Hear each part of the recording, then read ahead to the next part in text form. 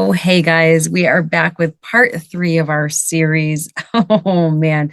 So let's see. So we've talked about the journey itself, the whole beginning, the origin story of finding faith, coming into faith, becoming a Christian, all of those things. And I use all the different terms because we use all different terms, right? And so I like to use all of them because they all apply.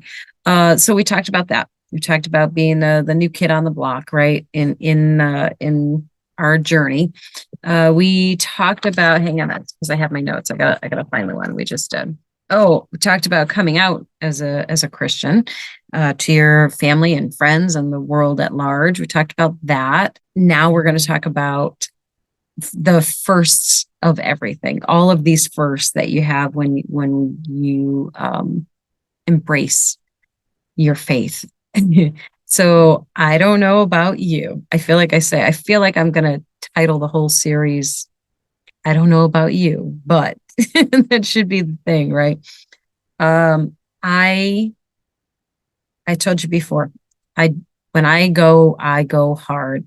I am all in. When I decide on something, I am all in. I need all of the things, all of the stuff, all of the tools, all of the books, all of the everything. I need to have it all. So, of course, when I made this commitment and decision, I'm like, I need a new cross necklace. I need a good Bible. I need a study Bible. I need devotionals. I need journals. I need all of the things. I don't know what I need, but as I'm like reading and looking through things, I'm like, oh, I need that. Oh, I need that. Oh, I need that. Oh, I gotta have that. Oh, I should have that. And so my cross journey has been like really a challenging one, finding the right one. And the original one that I had a while back, quite a while back, before I actually even outwardly declared my faith, I had a sideways cross like this, and it was great. I loved it. It just the chain broke on it. It was all that it was, and then I did not get a new one for a while. And I was like, oh, I really love that style. I like that look.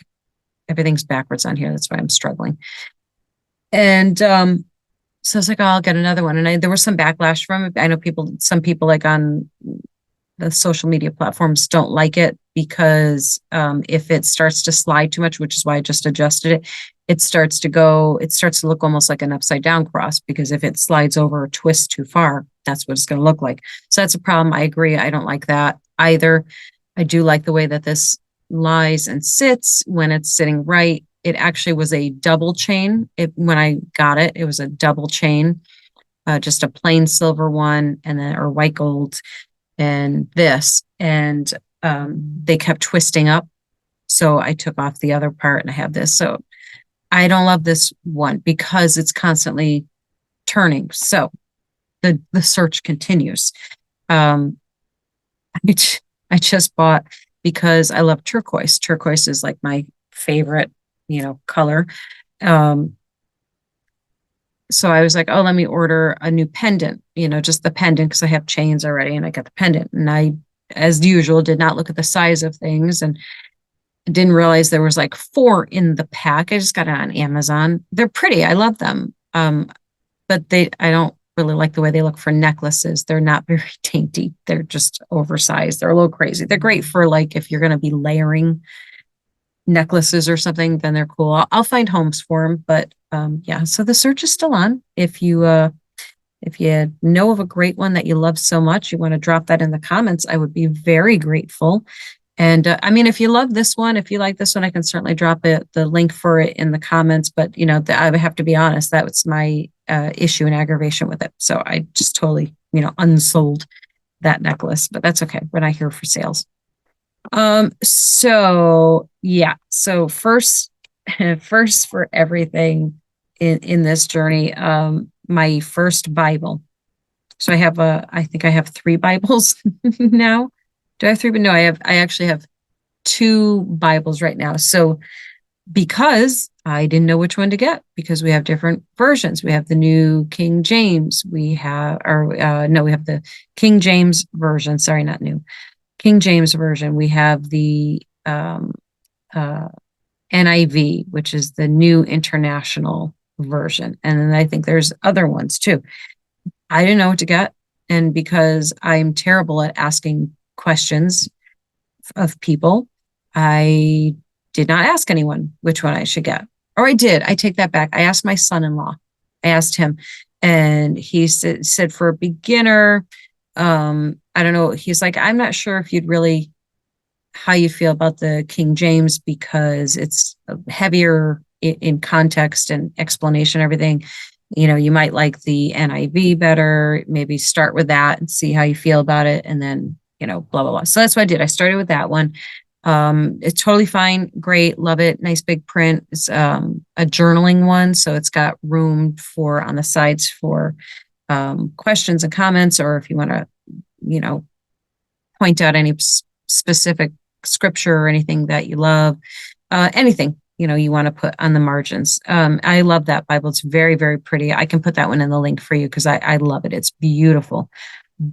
But it kind of did more of the highlighting, like it didn't tell like the whole thing.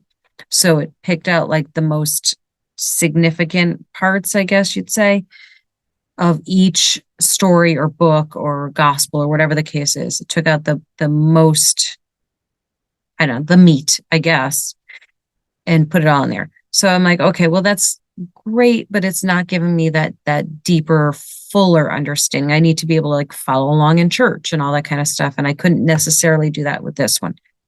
So that meant I had to get another Bible. So I got another Bible. But along with the first Bible, it's like, oh, you need highlighters so you can highlight things. So I got highlighters to highlight. Oh, you need, blah, blah, blah. So I got all of the things that you would need with that. So now we have two Bibles.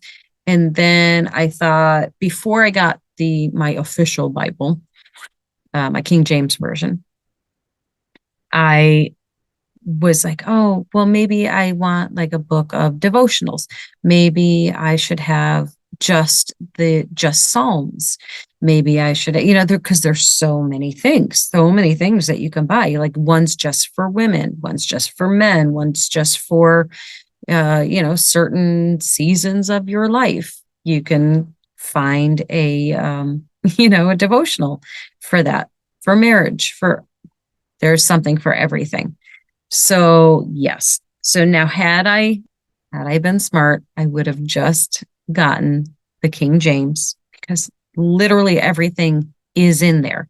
All you have to do is mark it, get tabs. So with the one I got, it did not come with tabs to mark each book and gospel and section of the Bible. So I ordered those separate. And that's actually a really good experience in itself because you're going through, and even though you're not necessarily reading the Bible, you're getting familiar with it. So that I definitely recommend that. Like if your Bible that you have or that you're going to get doesn't already have tabs, which I don't think they typically do. Maybe they do, I don't know.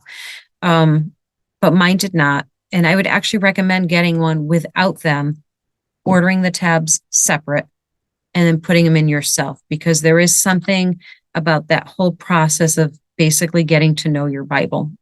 So highly, highly, highly recommend. Again, I can put links of everything in the notes there for you guys if anybody's interested in the ones that I have. I love them. I love like bohemian style, like shabby chic, all that kind of look to everything. So that's what my tabs are. They're very pretty, very pretty. I love them. So what else did I get? I was like a lunatic. What else did I buy? I'm trying to think. Yeah, I don't know. I got just a lot of stuff. A lot of stuff. Books, devotionals, book of Psalms, all pretty covers too, because I'm a pretty book geek. Like I love for my book covers to be really pretty. So I strive for that. It's not the reason why I'll buy a book, but a lot of like the, well-known stuff. I'm trying to say they're not visible. So I was going to show you my Jane Austen series with all their beautiful covers. They're gorgeous. I'll show you another time. So yeah, so first for everything, so many firsts. Telling my husband, I talked about this in the last episode, telling my husband that was a first, telling people those are first, those are exciting firsts, and, a little intimidating firsts to do, right?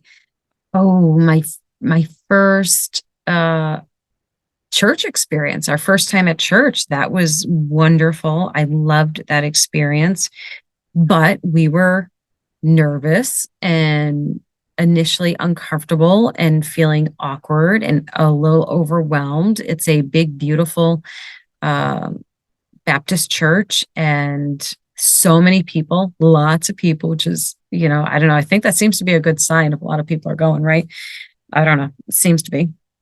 Um, so that was incredible. And we both left there feeling very exhilarated, joyful, peaceful. So many, all good things. There was not a negative anything, not a single negative thing about any of it, other than the fact that we were like, fish out of water, that it was all so new. That was the only negative that I could possibly think of in that experience. And, now we're regular churchgoers. I am going to schedule our baptism. I'm mad excited about that. So that's going to be another first. There are so many firsts in this journey. So it doesn't mean you have to like mark each one of them down and, remember it as a big thing. But, for me, all of the firsts were, are just great. And, I think that's the part that means so much to me, that every part of this experience, this journey has been good.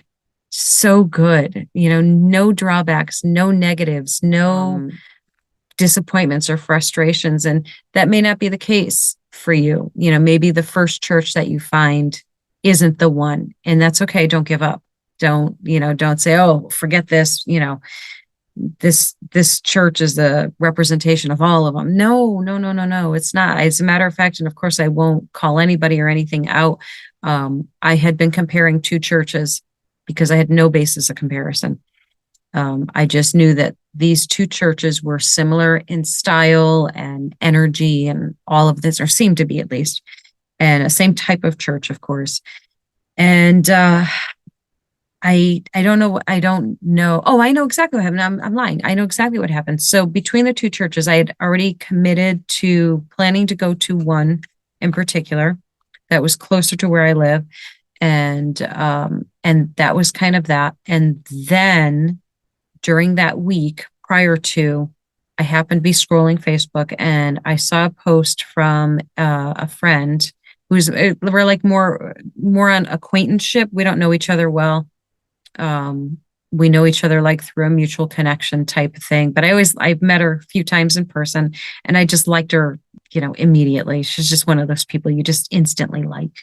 And I saw her post of her getting baptized at this church. And as soon as I don't know what to tell you, as soon as I saw the picture, I said, oh, that's what I'm looking for. She's at the place I'm looking for, where, I need the details. So I actually messaged her. I'm like, where is this? Where are you going? Do you love it? Blah, blah, blah. All of the things. She's like, oh, we love our church so much. We've been going here for 5 years. It is such a beautiful, joyful, happy, wonderful place where you are truly getting the Bible, and the messages from the Bible and an understanding in a way that you can relate to your life and incorporate in your life. So I was like, okay, well, that's that. I'm in. That's that's the one. Because I told you, I jumped so hard into things. So I had already in my mind decided, and I just had to get my husband to, get on board with that. And by the way, he's, been phenomenal through this whole experience and even embracing it. And that's been a huge joy for me, that not only has he tolerated it and accepted it as a thing that I'm doing, he's joined in and he's part of this journey, and it is amazing. So that was the first visit to our church, which is our church now. And so if your experience is not the same with the church that you initially found or find, that's okay. Your church is out there. I promise you, your church is out there. And it is important. Initially I thought, well, going online is good enough. And it's good, but it's not as good. So you need the community, you need to be physically present, I think, to get the full enrichment experience of church the way that it should be. So consider that, um, as you're navigating, as you're going through this. If you haven't gone to church yet for your first time, it's scary, it's uncomfortable at first, and then you're fine. If you're in the right place, they are so welcoming and warm and kind, and you will feel at home. You're going to know right away if that's your place. And I can tell you that, just from my personal experience, you'll know. So yeah, I mean, that's kind of it for this one, I think. I always go over the time. I was trying to keep these short for you guys, and it's not working out. I'm sorry. Yeah, so what are we talking about the next week? Let's see. What are we talking about? I'm sorry, I don't know why I just sang that at you. Oh, okay. We're going to talk about next week? Let's talk about how you thought you would feel, how you thought this experience was going to go, and how it's actually going. So I think that's a great topic, don't you? Let's talk about that. Okay. If you have questions, if you have comments, if you have ideas, topics, if you have something you want to talk about more of, or just something we haven't talked about at all in this journey, let's talk about it. Help me out, please. And don't forget to subscribe. We'll see you in the next one.